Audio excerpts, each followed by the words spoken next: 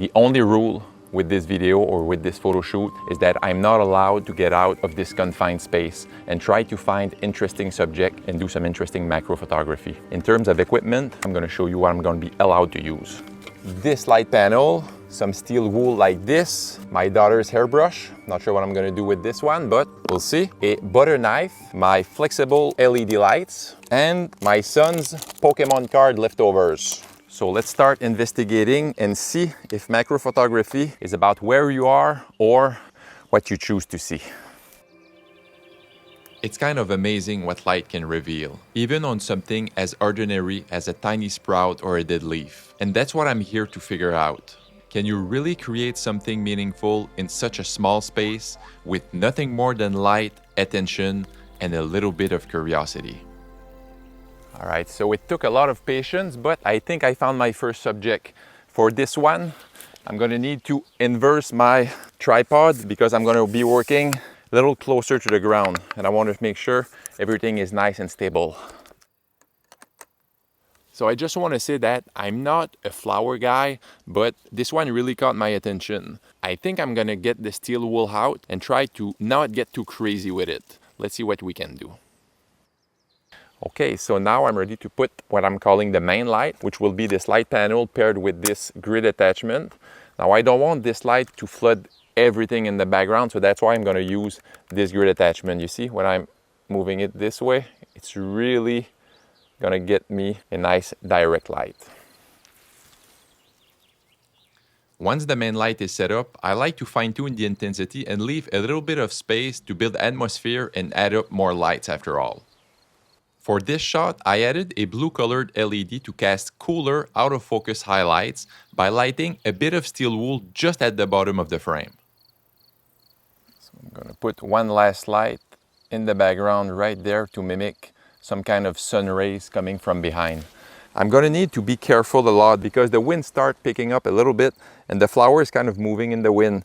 And since I'm going to focus tag the image, I want to make sure the flower doesn't move during the exposure. And one more thing is where I'm standing, because I'm standing on soft ground, and if I'm moving a little bit during the exposure, I'm probably gonna, shake the tripod a little bit. So I want to be still while taking the shot. So now I'm gonna focus on the closest part of the subject to the lens and focus tag the image. This one is going to be about 50 images to make sure I have all the flower in focus. Let me know in the comment what you think, and I'll be sure to show the raw file at the end of the video so you can see all the adjustment I made in Lightroom. I think today the hardest thing for me is kind of quieting my mind that's always telling me, don't photograph this thing, it's not going to be enough, and just go with it. So with this one, that's exactly what I'm going to do. I'm going to go with it and try to make an interesting photograph. Here, I saved you the composition part. The camera is already on the tripod. I already took a test shot and it's going to give me about 45 images to make sure the mushroom is all in focus. So now I'm going to put the artificial lighting. I'm going to start with this light panel. Obviously, it's not going to be on the green color. It's going to be on the white color. I'm going to try something fun here. Not bad, huh? After that, I'm going to put one flexible LED light like this one. It's a lot more efficient, I think. And let's put the other one just like that. So I'm going to use one more light to reveal some detail in the top part of the mushroom. And what's fun, just unscrew it too much, but what's fun about these lights is that you're able to, give me a moment here, I'm going to screw it back. You're able to unscrew just to narrow down the beam angle of the light. So in this case, that's exactly what I'm going to do to make sure it doesn't flood on the front part of the mushroom. So I like the lighting just like that, but I think that the bottom of the frame right here is a little distracting. I think there's too much green over there. So I'm going to put a brown leaf like that just to reveal only a small portion of the green moss. And I think it's going to make a much more interesting composition. So one last thing I'm going to do, I'm going to use the Pokémon leftovers like I mentioned in the beginning of the video. I'm going to use the reflective part just to bounce some light on the left side of the mushroom to create maybe interesting highlights. And here I'm going to move around a little bit so you can see the difference with the foil, without the foil, maybe something just like that. And one more thing I'm going to do before taking the shot is place my hand right on top of the mushroom, just like that. So what it's going to do, it's going to help create a more 3D effect, because I think there's too much light on the top part of the mushroom. So something just like that should do it. You see, without my hand, with my hand. See the difference? I think I like something just like that. All right, so before moving to the next shot, I just want to say that I know a lot of you guys are going to be criticizing me for what I'm doing today. Not because, I'm putting, plastic around trees, but more because, hey, let's face it, I'm going to shoot this video. It's probably going to take me 3 to 5 hours, maybe more, placing the camera on different angles to give you the best possible shots. But the ground is going to be pretty messed up once I'm done here. But for the purpose of this video, I kind of have no choice today. Forgive me on that and enjoy the rest of the video. So now, as you can see, I'm almost cheating, but I found an interesting subject here. It's a 3-leaf clover. The top leaf is a little discolorated, and I think it makes an interesting, contrast. So what I'm gonna do, I'm gonna put my camera on the tripod first. I'm gonna try to make a decent composition, and I'm gonna take one shot with natural lighting only. And then I'm gonna play around with some flexible LED light and try to bring a little bit more detail in the background. I used the first LED to light a few tiny sprouts in the background just to bring in some soft out-of-focus highlights. Then I added a second light to pull out some texture in the moss behind the clover, just enough to make it feel more alive. So I'm gonna hold this one while I'm taking the shot right there just to fill some shadows. So I'm first gonna focus on the closest part of the subject to the lens. I'm gonna use a 10-second timer like you can hear right now. I'm going to hold this one in place because it's stacking about 35 images. This one surprised me a little bit. At first, I wasn't sure, about the composition and everything, but I think I managed to create an interesting shot with it. I'd love to know your thoughts in the comment. We're still in the parameters, and I have a question for you. When you go out like this shooting macro photography, do you know specifically what you're looking for, or do you let your subject find you? I'd love to know your thoughts on it. It's not that easy.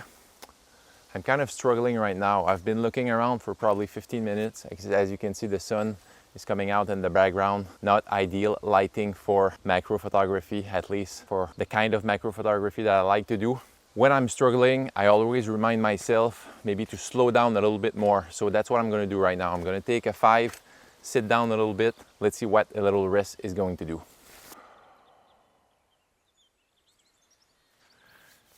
Do you know what I'm thinking about right now? First, I know it's not fun for you to watch me relax, so I'm gonna skip that part for you. But I was thinking about my daughter's hairbrush. I was wondering, what can I do with that to challenge myself? Then I start playing with this light a little bit, and I think when I lit up the tip of the brush, I might be able to create some interesting out-of-focus highlight. So that's what sitting up 15 minutes did for me. Not sure it's good, but we'll try that. So as you can see, this is going to be the next subject, but there's only one problem. It's outside the crime scene, but it's so close that I think I'll be able to be inside the crime scene and maybe put the lighting on the other side, but I'm gonna take the shot anyways because this mushroom is really interesting. Love the color, bright yellow, and I think with this hairbrush, it's gonna make an interesting contrast. So I'm quickly gonna put the camera on the tripod and guide you step by step on how I'm gonna lit this thing. I did a test shot here just to kind of know a feeling of how many shots I'm gonna need to stack this image. It's gonna be probably like 35 images. And I also took an image, or should I say a shot, without any lighting. So without this light panel. And what I'm gonna do next, I'm gonna add up some lights and see what kind of effect I can bring using this hairbrush. So the goal with this first light is going to try to highlight the stem of the mushroom. So I'm gonna show you in real time. So basically that's without any light. And just lit up the stem just like that, just to separate it from the background. And now for the other light, I'm gonna kind of do the same thing, but on the other side. So as you can see, the sun is coming out right now. I'm not sure it's a good thing. I think this shot is going to be in the shade anyways. So this one is probably going to be something you can see just like that.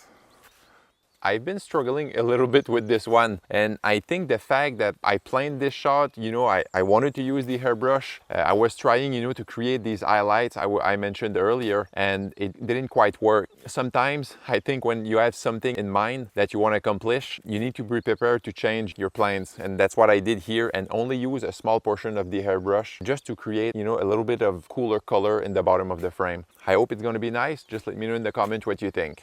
So again, I'm using a 2-second timer to make sure I don't introduce any shade to the camera. Try not to move because again, the tripod legs are right in front of me. If I learned something, or should I say if there's one thing to prove with this video today, is that it's possible to make interesting images in confined spaces like this.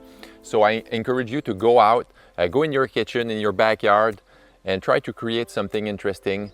Because as far as I'm concerned, macro photography is not about the location, it's more about how you choose to see what's in front of you. And if one of these images sparks something for you, or you have other ideas for my next challenge, please let me know in the comment. And one last thing, as always, just go out there, have fun, explore, try new things, and most of all, keep moving.